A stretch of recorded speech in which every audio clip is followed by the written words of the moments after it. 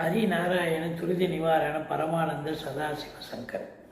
உலகெங்கிலும் வாழ்ந்து கொண்டிருக்கும் ஸ்ரீராம் ஆஸ்ட்ரோ யூடியூப் சேனல் நேயர்களுக்கு டாக்டர் சைதை ராஜாவின் அன்பான வணக்கங்கள். நாம் இப்பொழுது இந்த எபிசோடில் வார ராசி பலன்கள் கும்பராசிக்கு சொல்ல போகிறோம்.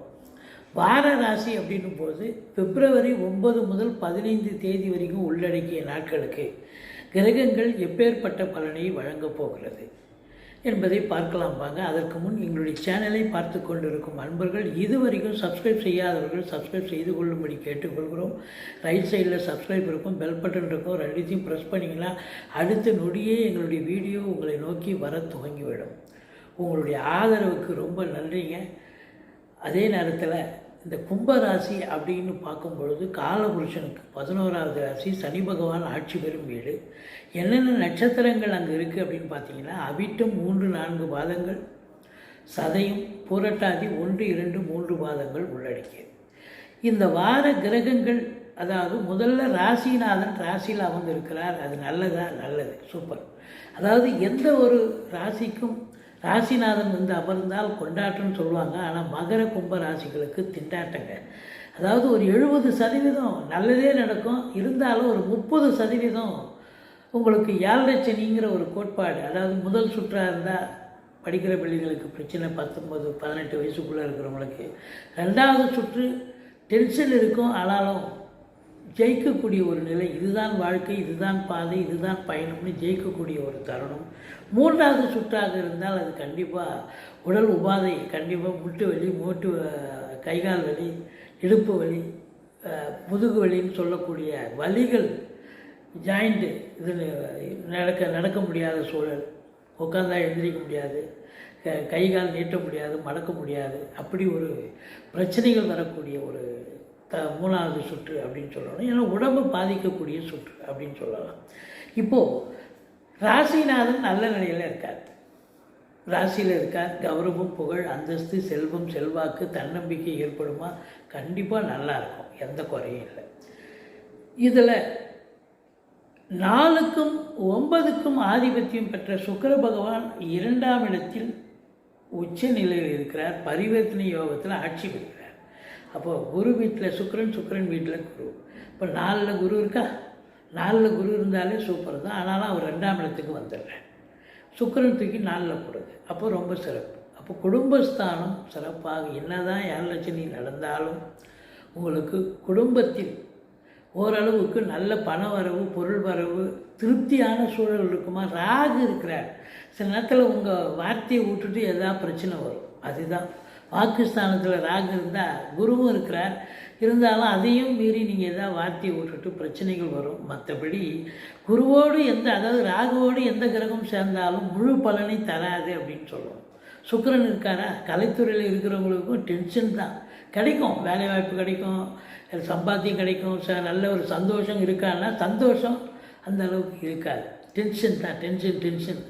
இப்போ வேலைக்கு போனால் போதும், சம்பளம் கிடைச்சா போதும் அப்படிங்கிற ஒரு நிலை தான் இருக்கும். மற்றபடி இந்த ராகு 2ல் இருக்கிறது ஒரு சொல் வெல்லும், ஒரு சொல் கொல்லும்னு பெரியவங்க சொல்லியிருக்காங்க. அதனால் எச்சரிக்கையோடு இருங்க, ஜாக்கிரதையோடு இருங்க, பேசுவதில் ஜாக்கிரதையாக இருக்கணும். மற்றபடி உங்களுக்கு 3ஆம் இடத்தை சனி பார்க்கிறார். இளைய சகோதரருக்கும் உங்களுக்கும் கருத்து வேறுபாடு வரும், இல்லை அவங்களுக்கு உடம்பு முடியாமல் போய் மருத்துவமனைக்கு செல்ல நேரிடும். அதையும் தாண்டி உங்களுக்கு எடுக்கின்ற முயற்சி காலதாமதம் ஆகும். 3ஆம் இடம் முயற்சி காலதாமதம். 11th அவர் தான் ஜெயிக்கும். என்ன தான் முயற்சி மெய்வருத்த கூலி தரும்னு சொன்னால் கூட கடைசி நேரத்தில் தான் இது பண்ணக்கூடிய, ஜெயிக்கக்கூடிய 4ல் குருங்க. வீடு, வாசல், மனை, அது சுக்கிரனுடைய வீடாக இருக்கிறதால வண்டி வாகனங்கள் வாங்கக்கூடிய அமைப்பு, தாய் வழி சொந்தங்களால் அனுகூலம், படிக்கிற பிள்ளைகள் நல்லா படிப்பாங்க, எந்த குறையும் கிடையாது. அற்புதமான காலம். அதுலேயும் பார்த்திங்கன்னா உங்களுக்கு இந்த சனி பகவான் உங்களுக்கு 7ஆம் வீட்டை பார்க்குறார். 4 நாள் சூரியன், 7 கூடிய சூரியன் 12ல் இருக்கார் மகரத்தில். கடைசி 3 நாள் மகரத்தில், அதாவது கும்பத்தில் சனி பகவானோடு இணைஞ்சிருக்கார். 7ஆம் வீட்டை அவர் 7 கூடியவன் பார்த்தாலும் சனி பார்வை கொடியது. அப்போது கணவன் மனைவி இடையே கருத்து வேறுபாடு வரும். விட்டு கொடுத்து போங்க. நண்பர்கள்கிட்டையும் கருத்து பேதம் ஏற்படும், சண்டை சச்சரவு வரும். கூட்டு தொழில் செய்கிற இடத்துல கூட்டாளிகளுக்கும் உங்களுக்கும் கூட பிரச்சனை வரும். கூட்டு தொழில் கொஞ்சம் பண்ணுறதால கொஞ்சம் விட்டு கொடுத்து போங்க. எங்கேயா இருந்தாலும் நீங்கள் விட்டு கொடுத்தால் நண்பர்கள்கிட்டையும் சரி, கூட்டு தொழில் பண்ணுற இடத்துல சரி, இல்லை வீட்டில் கணவன் மனைவிக்கும் சரி, விட்டு கொடுத்து போனால் வாழ்க்கை கெட்டு போவதில்லை அப்படின்னு சொல்லலாம். இந்த குரு நாளில் இருந்து உங்களுக்கு வீடு வாசல் வண்டி கார் பங்களான்னு வாங்கி கொடுத்தாலும் அதில் ஒரு வீட்டை ஆல்ட்ரேஷன் பண்ணலாம், வீடு பெயிண்ட் பண்ணலாம், இப்படி ஏதாவது பண்ணினாலும் கூட அங்கேருந்து குரு பார்வை கோடி நன்மை அப்படின்னு போகுது. உங்களுக்கு பாருங்கள், 8ஆம் வீட்டை குரு பார்க்குறாரு. எந்த அசிங்கமோ அவமானமோ நிச்சயமாக ஏற்பட்டு விடாது. வீட்டில் வயதான பெரியவங்க இருந்தால் அவங்க தேக ஆரோக்கியம் பாதிக்கப்பட்டிருக்கும். இப்போ அவங்க எழுந்து நடமாட தூங்குவாங்க. ஆராய்ச்சி கல்வி படிக்கக்கூடிய அன்பர்கள் நல்லா படிப்பாங்க. மற்றபடி பார்த்தீங்கன்னு சொன்னால் அதே குரு பகவான் உங்களுக்கு கும்பத்துக்கு 10ஆம் வீடு விருச்சிகத்தை பார்க்கிறார். விருச்சிகத்தின் அதிபதி 5ஆம் இடத்தில் செவ்வாய் இருக்கிறார்.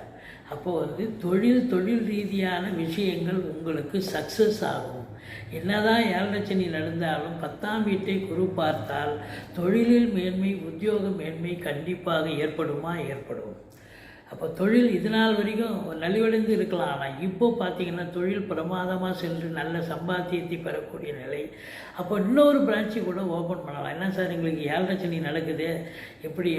இப்போது குரு 10ஆம் வீட்டை பார்க்குற நிலை இருக்கிறதால இப்போ கடனை உடனே வாங்கி நீங்கள் தொழிலை விரிவாக்கம் பண்ணலாம், இல்லை இன்னொரு பிரான்ச்சு ஓப்பன் பண்ணலாம்.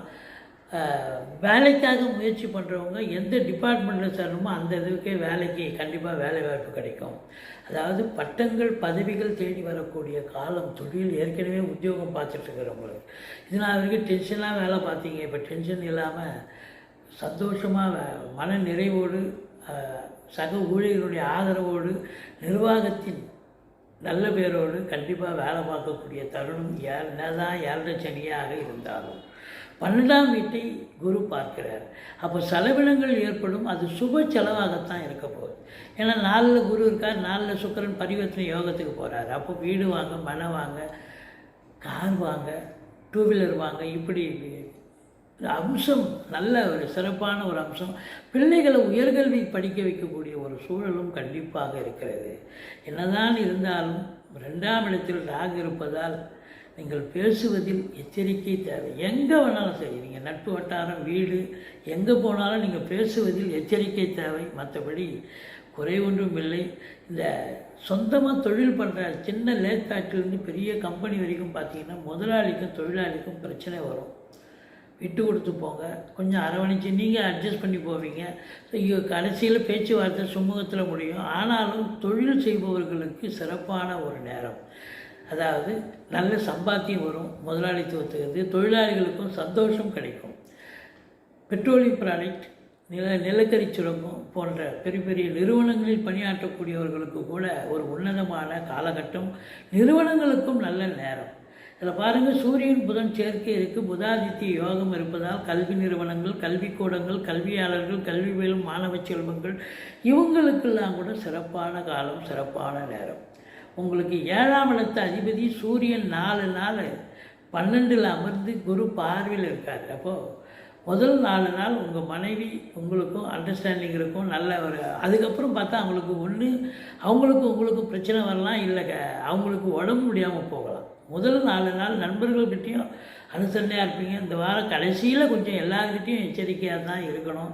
மற்றபடி இந்த ராசி அன்பர்களுக்கு 15ஆம் தேதி சந்திராஷ்டம நாளாக இருப்பதால் எச்சரிக்கையோடு இருங்க. நீங்கள் வணங்க வேண்டிய தெய்வம் ஈஸ்வரனை வழிபாடு செய்யுங்கள். மற்றபடி குறை ஒன்றும் இல்லை. எங்களுடைய வீடியோ பிடிச்சிருந்தால் லைக் பண்ணுங்கள், ஷேர் பண்ணுங்கள், சப்ஸ்கிரைப் பண்ணுங்கள். இந்த கும்பராசி அன்பர்கள் கொஞ்சம் எச்சரிக்கையாக இருக்க வேண்டிய ஒரு வாரம். ஆனால் தொழில் உத்தியோகம் சிறந்து விளங்கும். நல்ல பண வரவு, பொருள் வரவு இருந்த போதிலும் குடும்பத்தில் கொஞ்சம், ஏன்னா 2ல் ராகு இருக்கிறதால குடும்பத்தில் கொஞ்சம் பிரச்சனைகள், வாக்குவாதங்கள் வரலாம். கொஞ்சம் விட்டு கொடுத்து போங்க. மற்றபடி குறை ஒன்றும் இல்லை.